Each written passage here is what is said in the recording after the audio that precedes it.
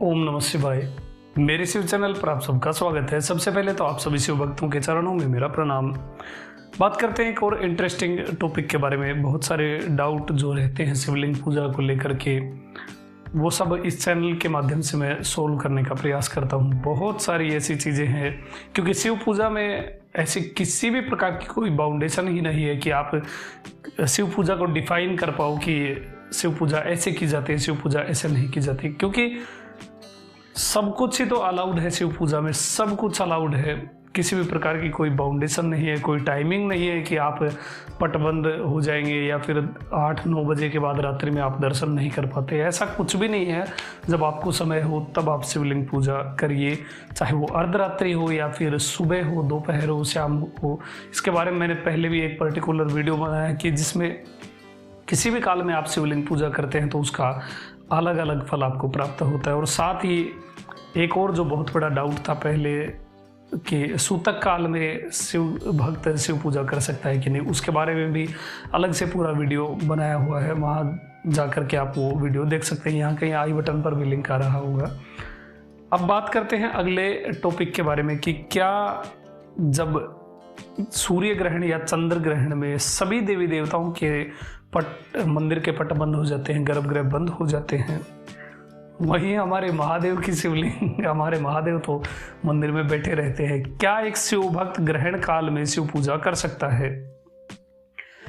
कुछ शिव भक्त ऐसे हैं कि वो बिना शिव पूजा करके रह ही नहीं पाते हैं। उनका दिन पूरा ही नहीं होता है बिना शिवलिंग पूजा के।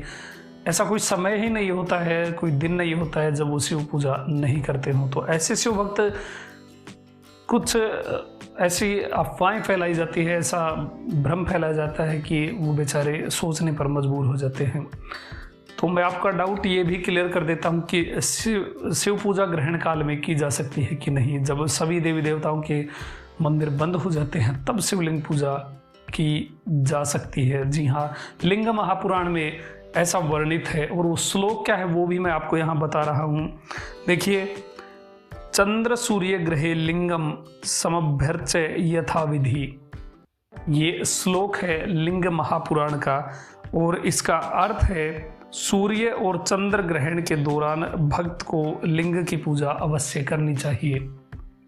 और बहुत सारी जगह में आपने ये भी पढ़ा होगा कि ग्रहण काल में किया गया जब अनंत कोटि पुण्य देने वाला होता है। वैसे ही ग्रहण काल में शिव पूजा जो होती है वो अनंत कोटि पुण्य देने वाली होती है। इसलिए यहाँ भी हमारे महादेव सर्वोपरि हैं। वो किसी भी प्रकार की बाउंडेशन है ही नहीं शिव पूजा में। सच कहूँ तो मैं खुद भी कंफ्यूज हो जाता हूँ कि मैं आपको क्या क्या बताऊँ, क्योंकि शिव पूजा में कोई लिमिटेशन ही नहीं, कोई विधि नहीं, किसी भी प्रकार की कोई भी बंदिश, कोई बाउंडेशन नहीं है। जैसा आप चाहें भक्ति भाव से अपने भाव भगवान के लिए उमड़ कर आपके हृदय से आए और आपका प्रेम शिव के लिए बढ़ता ही रहे।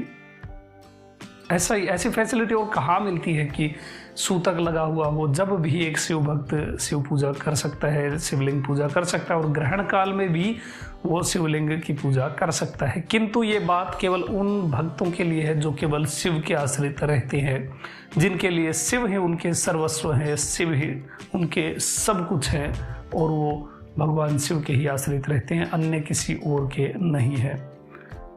ये बात उन भक्तों के लिए नहीं है कि जो लड्डू गोपाल की सेवा भी करते हैं, जो माता के भक्त भी हैं, या फिर माता के इतने पाठ करते हैं। ये जो सब को लेकर चलता है, ये उनके लिए नहीं है। ये बात है केवल उनके लिए जो केवल और केवल शिव के ही आश्रित रहते हैं। प्रणाम सबको करना चाहिए, आदर सबका करना चाहिए, किंतु पिता तो एक ही होता है। इसलिए जिसको भी आप पूज रहे हैं उसी देव के निर्देश के अनुसार, उनकी जो पूजा विधियां हैं उन्हीं के अनुसार आपको चलना चाहिए। यदि आप लड्डू गोपाल की या नारायण की या भगवती की सेवा करते हैं तो आपको उनके ही निर्देश, उनकी पूजा विधि के अकॉर्डिंग आपको चलना चाहिए। यदि आप शिव के भक्त हैं तो फिर यहाँ तो कोई बाउंडेशन है ही नहीं, कोई विधि नहीं है।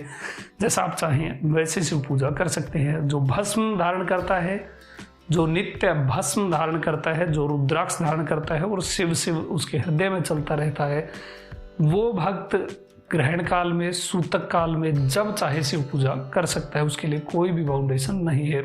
किंतु जो सोमवार को जल चढ़ाता है और बाकी मंगलवार को हनुमान चालीसा करता है, हनुमान जी की उपासना करता है, रविवार को सूर्य करता है, जो सबको साथ लेकर चलता है, उसके लिए ये बातें नहीं है। वो भक्त अन्य देवी देवताओं के अकॉर्डिंग चले। किंतु जो शिव के शरणागत है, ये बात केवल उनके लिए है। जो शिव के लिए पूर्ण रूप से समर्पित है, वो शिव भक्त, वही सच्चा शिव भक्त कहलाता है। वो शिव भक्त जो रुद्राक्ष धारण करता है, भस्म धारण कर सकता है, वो शिवलिंग पूजा किसी भी समय, कैसे भी शिव पूजा वो कर सकता है। उसके लिए शिव हमेशा तैयार रहते हैं। और भगवान शिव तो ऐसे हैं जैसे एक नई ब्याई हुई गाय, जो जिसने अभी अभी अपने बछड़े को जन्म दिया है, जो जिस लाड प्यार से, जिस दुलार से वो बछड़े को चाटती है, उसके लिए प्रेम दिखाती है, उसी प्रकार से भगवान भी अपने भक्त के लिए लालायित रहते हैं। स्वयं भगवान भी अपने भक्त को इतना दुलार करते हैं, इतना प्रेम करते हैं। हमारी स्थिति उस नवजात बछड़े जैसी है और हमारे प्रभु की स्थिति उस नई ब्याई हुई गाय के जैसी है। वो अपने बच्चे को बिल्कुल भी दूर नहीं देख सकती। वैसे ही भगवान हमें स्वयं से दूर नहीं होने देते। वो हमेशा हमारे साथ ही रहते हैं, बस हमारे ही भाव कहीं ना कहीं कम रह जाते हैं। इसलिए कभी भी भगवान के प्रेम में आप पीछे मत रहिए, अपने भावों को उमड़ने दीजिए, अपने हृदय से उन भावों को आने दीजिए, क्योंकि आपकी सारी चढ़ाई हुई वस्तुओं को स्वीकार नहीं करते, वो स्वीकार करते हैं केवल आपका भाव।